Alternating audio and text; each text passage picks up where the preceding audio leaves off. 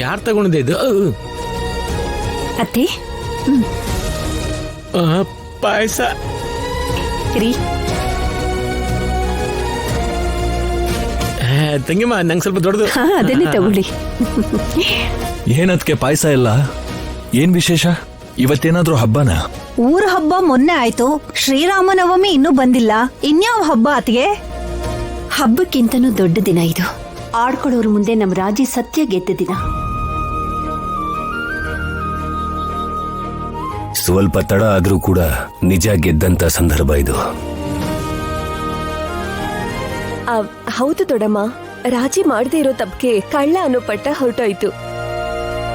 ನಿಜಾನ ಮುಚ್ಚಿಡಕ್ಕಾಗಲ್ಲ, ಅದು ಹೊರಗ್ ಬರುತ್ತೆ. ಎಷ್ಟೊಂದು ಜನ ಎಷ್ಟು ವಿಧವಾಗಿ ಮಾತಾಡಿದ್ರು ರಾಜಿ ಬಗ್ಗೆ.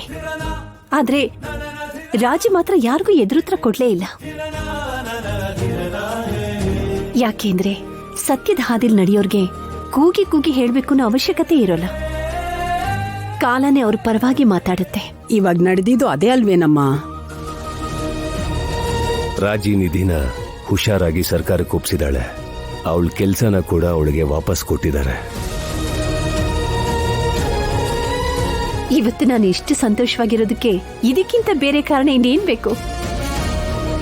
ಹೌದು ದೊಡ್ಡಮ್ಮ, ನಿಜವಾಗ್ಲೂ ರಾಜಿ ಎಷ್ಟು ಕಷ್ಟಪಟ್ಟಿದ್ಲು, ಇವಾಗ ಅಷ್ಟೇ ಗೌರವನ ಸಂಪಾದನೆ ಮಾಡ್ಕೊಂಡ್ಲು. ಅಷ್ಟೇ ಅಲ್ಲ, ದೊಡ್ಡಪ್ಪನ ಮರ್ಯಾದೆ ಕೂಡ ಉಳಿದಿದೆ. ತಂಗಿಮ್ಮ ಸಖತ್ತಾಗಿದೆ.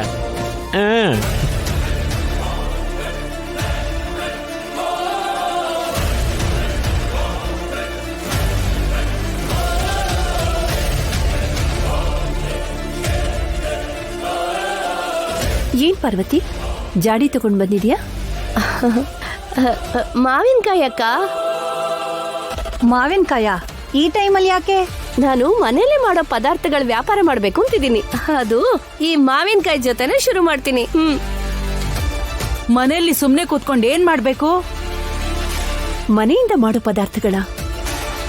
ಪಾರ್ವತಿ, ವ್ಯಾಪಾರ ಅಂದ್ರೆ ಹುಡುಗಾಟ ಅಲ್ಲ, ಅದು ತುಂಬಾ ದೊಡ್ಡ ಜವಾಬ್ದಾರಿ.